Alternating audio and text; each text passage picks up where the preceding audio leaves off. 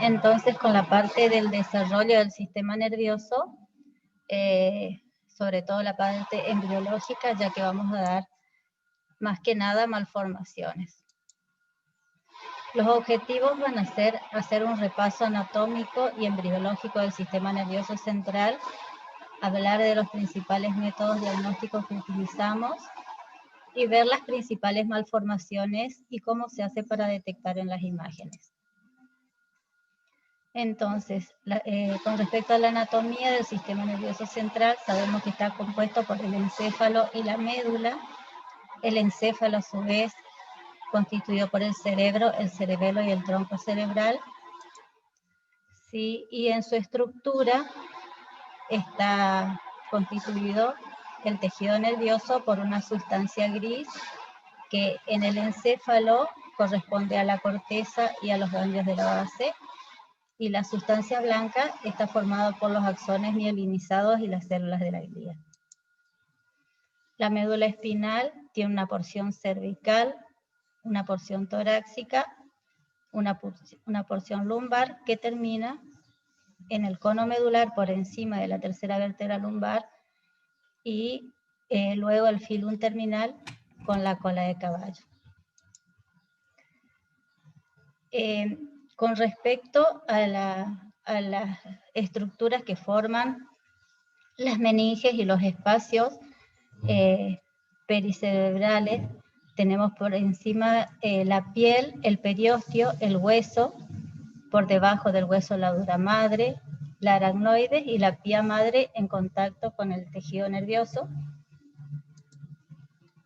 Y los territorios vasculares, como había ya mencionado el doctor en la clase pasada, que está irrigado por los troncos principalmente de la carótida interna y de la arteria vertebral con sus ramas cerebrales posteriores que forman el polígono de Willis, la cerebral anterior y media, y los territorios que irrigan cada una de estas ramas. El drenaje se hace a través de los senos venosos, entonces el seno longitudinal superior, el inferior, el seno recto, ¿sí? Los senos transversos, y drenan todos hacia la yugular interna. La embriología, que es lo más relevante, digamos, sabemos que esta sería una vista dorsal del embrión. Esto en un corte transversal tenemos el ectodermo, en el medio el mesodermo y el endodermo. En el medio, digamos, en la zona del mesodermo, más o menos a partir del día 18, se forma la placa notocordal, que es la que va a inducir al desarrollo del ectodermo, del surco, digamos, del surco neural. Es decir, que esto empieza su formación ya a los 18 días de vida del embrión, cuando probablemente la mujer ni siquiera sepa que está embarazada. De manera que se comienza a formar el surco neural y a ambos lados están los pliegues neurales. El surco se va profundizando hasta que llega el momento en que se cierra el surco neural y forma el tubo neural, como vemos acá. En los bordes del surco neural están las crestas neurales, ¿sí? Que cuando se cierra y se forma el tubo, estas crestas se independizan hacia ambos lados y va a ser lo que definitivamente va a formar los ganglios raquídeos, los nervios periféricos y las glándulas suprarrenales. El cierre comienza en la parte del, digamos, del cuello y se va cerrando hacia los extremos cefálico y caudal. De manera que en el día 22 a 25 se cierra el neuroporo anterior y en 3 días más tarde más o menos, que sería alrededor del día 28 de la gestación, se cierra el neuroporo posterior. Entonces, este sería el primer periodo del desarrollo del sistema nervioso, que sería el periodo de inducción dorsal, que es cuando se forma el tubo neural, y entonces acá vamos a tener los primeros defectos que pueden detectarse, digamos, también por ecografía sobre todo, que son cuando no se cierra correctamente el tubo neural, tanto el neuroporo anterior como el posterior, y puede originar en la parte cefálica la anencefalia o la encefalocele, y en la parte caudal puede originar el mielocele o mielomeningocele. Después del periodo de formación del tubo neural, se van a formar las vesículas encefálicas. O sea que en la parte más rostral, digamos, del sistema nervioso, las vesículas primarias se van a formar en el prosencéfalo, el mesencéfalo y el rombencéfalo. La vesícula más anterior, a su vez, o sea, el prosencéfalo, se va a dividir en telencéfalo y diencéfalo. El mesencéfalo no se divide y el rombencéfalo, a su vez, se va a dividir en metencéfalo y mielencéfalo. Estas estructuras van a dar origen a determinadas estructuras, digamos, como ser el telencéfalo a los hemisferios cerebrales, el diencéfalo al tálamo y todas las estructuras epitalámicas o subtalámicas, el mesencéfalo, que es el cerebro medio, va a dar origen a los pedúnculos cerebrales, el metencéfalo, que va a originar la protuberancia y el cerebelo, y el mielencéfalo, el bulbo raquídeo. A su vez, estas estructuras tienen sus cavidades correspondientes. Los hemisferios cerebrales tienen a los ventrículos laterales. En el medio de ambos tálamos está el tercer ventrículo, el acueducto de Silvio que comunica con este, y el cuarto ventrículo en el cerebelo. Después del periodo de diverticulación o de división de las vesículas encefálicas, comienza la etapa de proliferación y migración de las neuronas. El sistema ventricular está tapizado por una serie de células que constituyen la matriz germinal. Estas células están ricamente vascularizadas y son las que van a dar origen al tejido nervioso y a las células y a las neuronas que van a constituir, digamos, la organización de la corteza cerebral, y por un mecanismo de migración van a ir ubicándose en la zona que le corresponde. Entonces, si hay algún problema que ocasione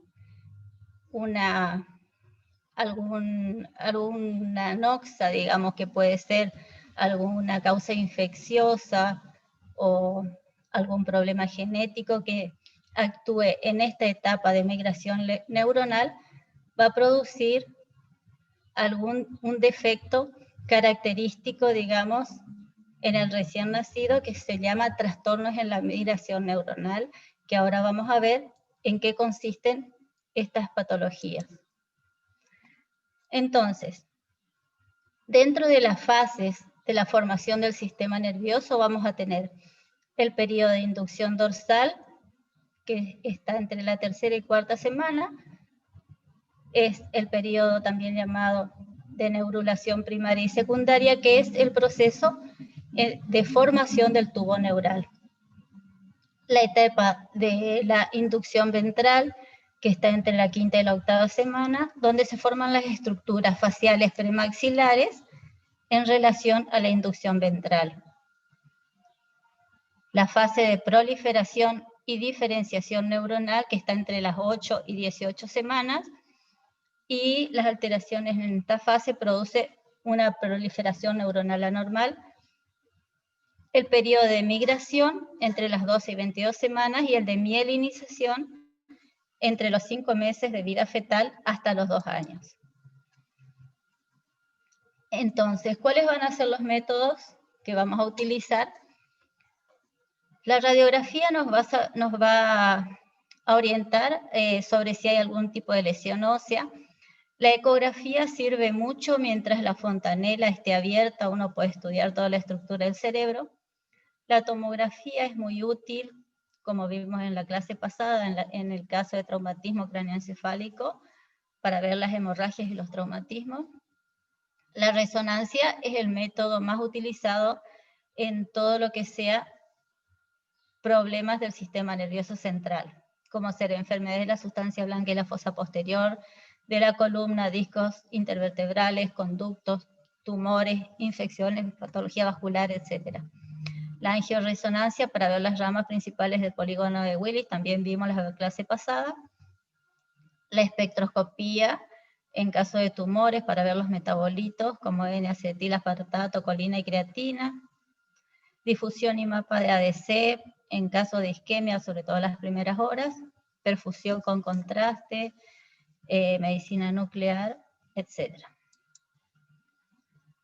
Bueno, cuando hablamos de la alteración en el proceso de inducción dorsal, que sobre todo se produce antes del día 25, si nosotros tenemos que el cierre cefálico, digamos, o el neuroporo anterior no se produjo correctamente, lo que nos puede llegar a ocasionar es una anencefalia, como en este caso, o un encéfalocele, como en este caso. En este caso, por ejemplo, no se formó el polo cefálico, no se cerró completamente, y entonces toda la estructura cerebral quedó nadando en el líquido amniótico que produjo directamente una atrofia y una destrucción del parénquima cerebral. Y en este caso hay una falta de cierre de las estructuras, sobre todo óseas, con prominencia del líquido cefalorraquídeo, pero el defecto está cubierto por piel. En la ecografía se puede ver ya en las primeras semanas, y acá vemos, este es un corte del útero, digamos, donde vemos la placenta de este lado. Acá se llega a ver la cara, no sé si alcanzan a diferenciar. Están los ojos, la boca, la nariz, y el polo cefálico se ve que no tiene la calota, digamos, y que está el cerebro como nadando en el líquido amniótico. Acá se ve también el cerebro, y este es otro corte frontal de la cara del bebé. Estas serían las mejillas, los cachetitos, los ojos, la nariz de frente. Cuando el defecto está a nivel espinal, digamos, lo que se produce es la espina bífida, cuando no hay cierre del neuroporo caudal, digamos. Entonces, la espina bífida puede ser oculta o puede ser abierta. Cuando está oculta, está cubierta por la piel, y a menudo tienen como unos estigmas en esa zona, como ser pelos, puede ser un angioma también, o puede tener una fosita. También puede estar cerrada y solamente protruir la parte de las meninges sin protruir la médula, y la mayoría de las veces lo que ocurre es que está abierta, en este caso está abierta, la médula se abre y protruyen los nervios también y el líquido. Esto cuando ocurre, generalmente la cirugía se hace en el momento del nacimiento para poder cerrar el defecto, y esto es importante porque, o sea, cuando uno hace el diagnóstico, que los padres pueden saber ya en ese momento, y la información ya se le puede transmitir para que ellos sepan y se preparen tanto psicológicamente como, digamos, como para saber que el bebé ni bien nace va a tener que entrar a una cirugía que es bastante compleja, que en este momento se hace, pero, o sea, es compleja no por el hecho de cómo se hace la cirugía, sino por el futuro que tiene ese bebé, digamos. El defecto, al cerrarse, puede provocar un bloqueo, ¿sí? O bien hay veces que antes de nacer ya se produce el bloqueo a ese nivel y el bebé puede nacer también con ventriculomegalia por dilatación de los ventrículos cerebrales. Como en este caso donde vemos, esta sería la parte de la columna donde se ve el saco con el líquido, con la dilatación de la parte distal de la columna, y en la parte del cerebro se ve la dilatación de los ventrículos laterales. Hay veces que no nacen con esa dilatación, pero una vez que se realiza el cierre, ¿sí?, de la columna a ese nivel, se produce el bloqueo de la circulación del líquido cefalorraquídeo y se dilatan los ventrículos. Bueno, después de este periodo de inducción dorsal, que viene el periodo de inducción ventral, que es cuando se dividen las vesículas cerebrales, que esto ocurre, ¿se acuerdan?, entre la 5ª y la 8ª semana, hay un espectro de malformaciones que compromete tanto el cerebro como las estructuras faciales, y se producen por la división incompleta. ¿Se acuerdan que el prosencéfalo se dividía en telencéfalo y el telencéfalo en los hemisferios cerebrales? En este caso, por ejemplo, no ocurre esa división, entonces se produce lo que se llama holoprosencefalia. Esta holoprosencefalia puede ser alobar, lobar o semilobar según la gravedad o la división que se produzca. Si no se divide nada, que es la forma más grave, se forma una sola cavidad, no hay división entre los hemisferios derecho e izquierdo, esta es la forma alobar. Se produce 1 cada 8.000 nacimientos y aumenta casi 200 veces en pacientes diabéticas. El 40% de estos bebés que nacen tienen anomalías cromosómicas y de ellos la mayoría tiene una trisomía 13 como defecto. El riesgo de recurrencia es del 6%. Esto es importante también para que sepan los padres que en caso de tener otro embarazo existe esa posibilidad de que vuelva a pasar.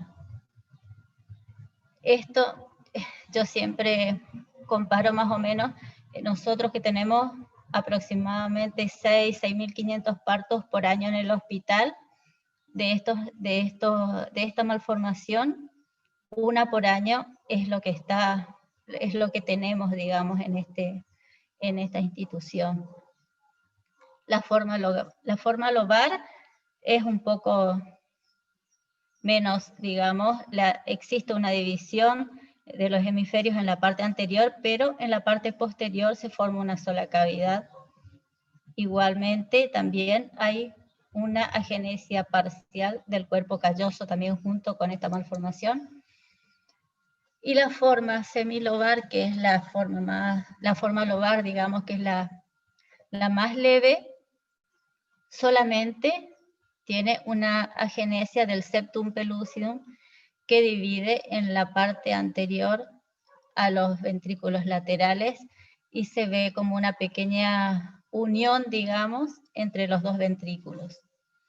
Esto siempre cuando uno ve tiene que hacer interconsulta con oftalmología porque muchas veces tienen ausencia también o algún defecto en el nervio óptico, es lo que se llama la digenesia o agenesia del septum pellucidum o displasia septo-óptica.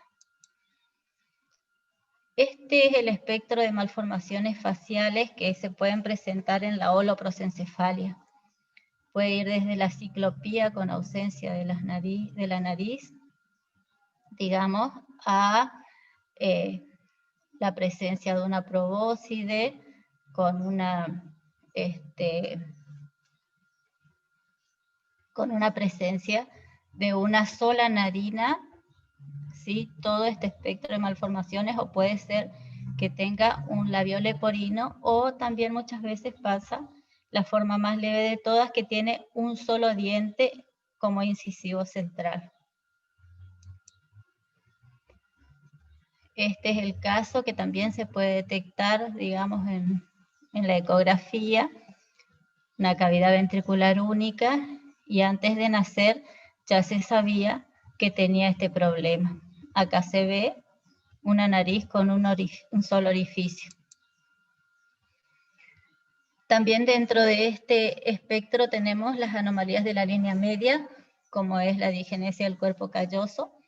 El cuerpo calloso tiene una porción que es el pico, la rodilla, el cuerpo y el esplenio, ¿sí? Y estos son fibras que intercomunican los dos hemisferios. Y cuando hay una agenesia, puede ser una agenesia total, como en este caso, o también puede ser una agenesia parcial. En este caso vemos una agenesia parcial donde se observa parte del cuerpo y la rodilla.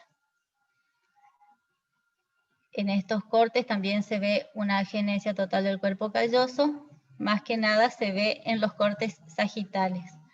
Y en los cortes axiales se puede ver los signos indirectos como los ventrículos laterales bien paralelos, las astas anteriores de los ventrículos laterales en forma de asta de toro, que serían signos indirectos, pero en el corte sagital es donde se observa la ausencia del cuerpo calloso y que las circunvoluciones y los surcos convergen directamente hacia la línea media sin tener la circunvolución del cuerpo calloso por encima de esta parte, digamos, del sistema nervioso. Luego, entonces, las anomalías de la proliferación y la diferenciación celular, se encuentran los síndromes neurocutáneos, como las neurofibromatosis de tipo 2, la esclerosis tuberosa y el síndrome de Sturge-Weber.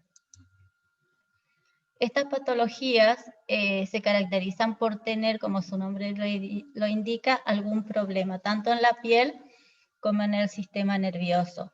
Estos son dos casos de la neurofibromatosis de tipo 2, que tiene los tumores tanto en la piel como en el sistema nervioso.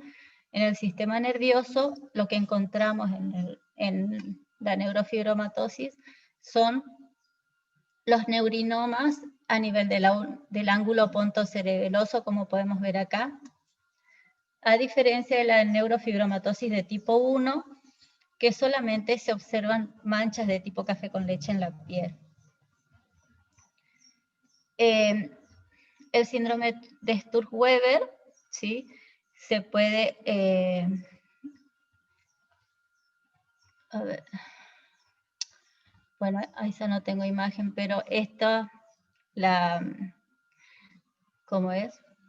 La esclerosis tuberosa es esta. Sí, este es un paciente con una esclerosis tuberosa que se caracteriza por tener las lesiones en la piel de tipo acné y en el sistema nervioso central los nódulos subependimarios, como se pueden ver acá.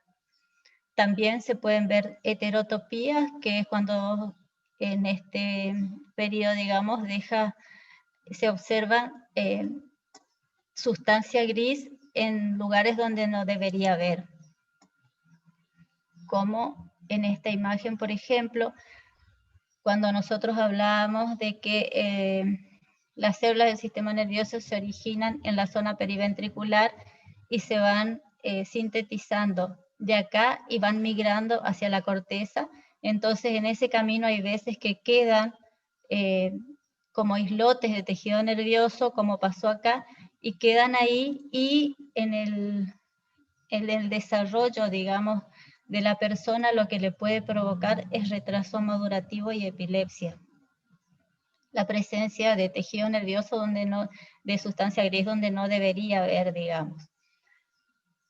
Otro tipo de lesiones que se pueden observar en este periodo también es la lisencefalia, como en este caso que vemos que no tienen surcos ni circunvoluciones, el cerebro es totalmente liso, Sí, la esquisencefalia, las heterotopías, como dijimos acá, y las displasias corticales como la paquigiria, que es el engrosamiento de los surcos. Acá vemos que prácticamente de este lado no tiene surcos ni circunvoluciones como en este caso de este otro lado. Y la esquisencefalia, que es la ausencia de tejido cerebral que se produce por trastornos de la migración neuronal, puede ser de labios abiertos, como en este caso, donde falta un pedazo de tejido cerebral. También esto se puede observar, se puede ver en recién nacido, en la fase perinatal, digamos, y después lo confirma cuando ya nace. Y la esquisencefalia de labios cerrados, donde se observa también una falta de sustancia de tejido cerebral, pero donde ambos lados, digamos, de los labios de la lesión se acercan bastante y uno puede ver todo el tejido de la sustancia gris a ambos lados del defecto.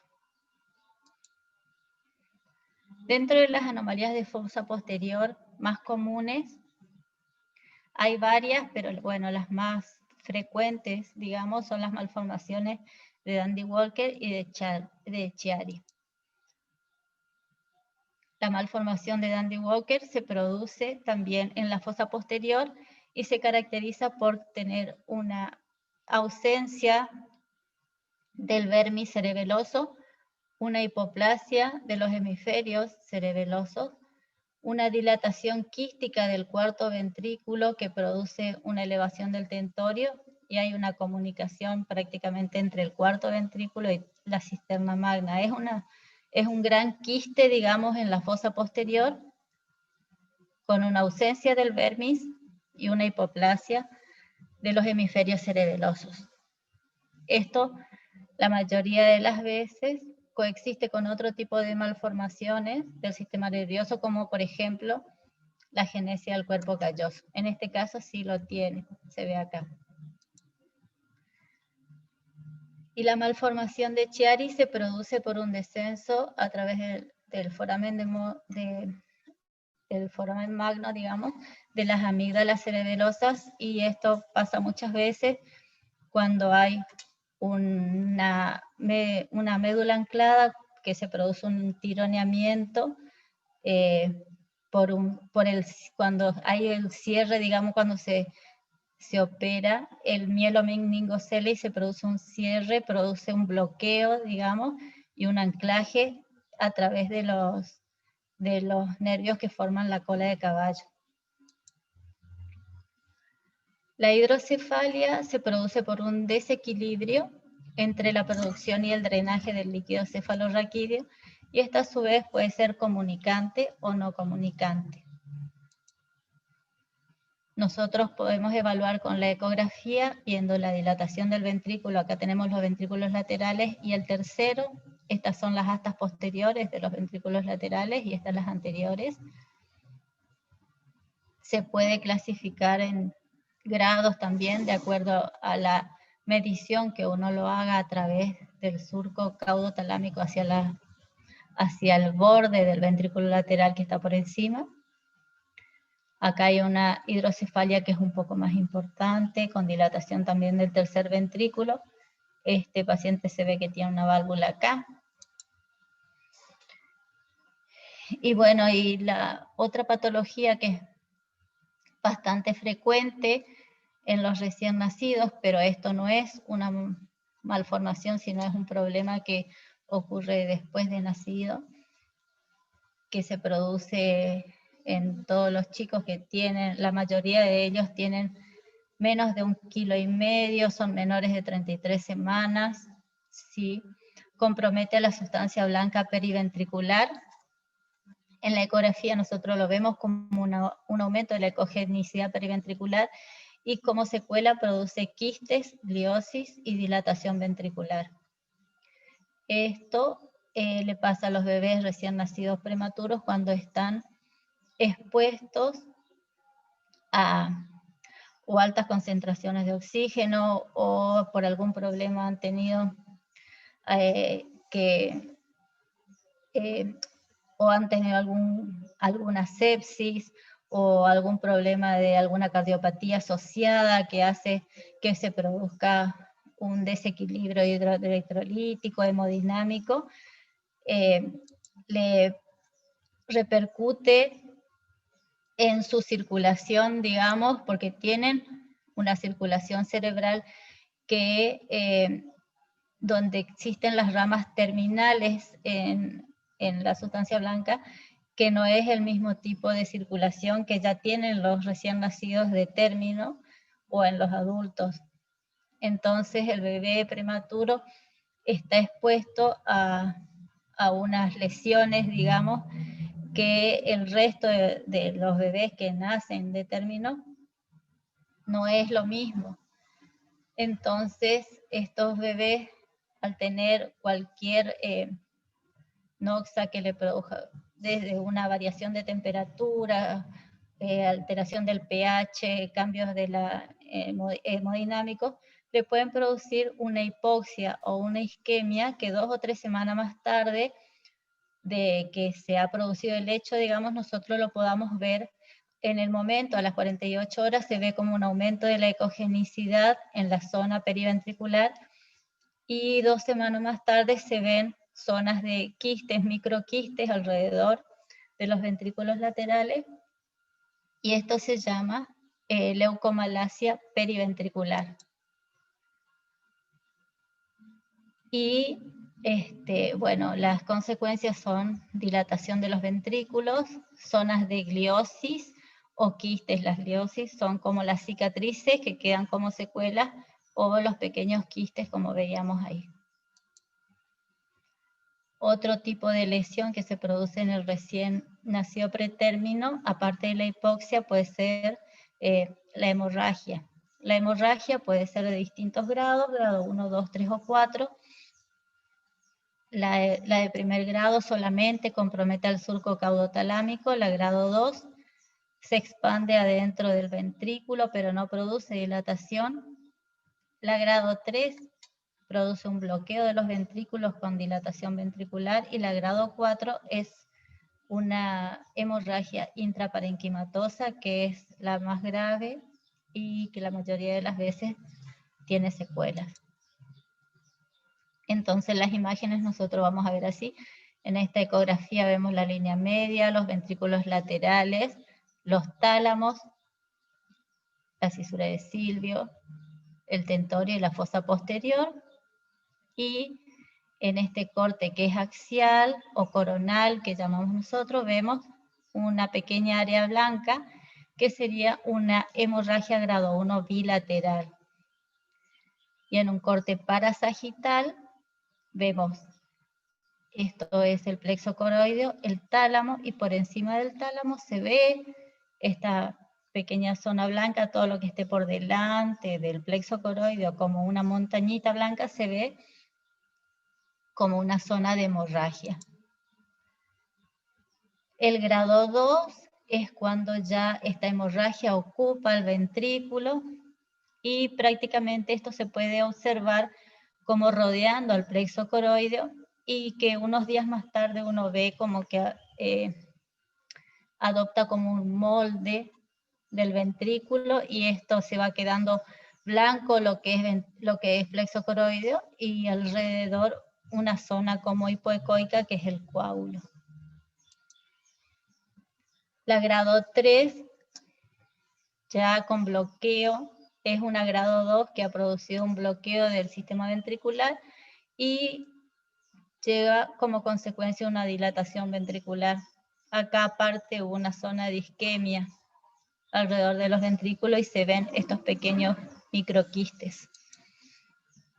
Y la hemorragia grado 4, esto es un corte axial, vemos la línea media, el ventrículo lateral derecho, la cisura de Silvio, y vemos una hemorragia que es esta zona hiperecogénica que compromete toda la parte periventricular izquierda.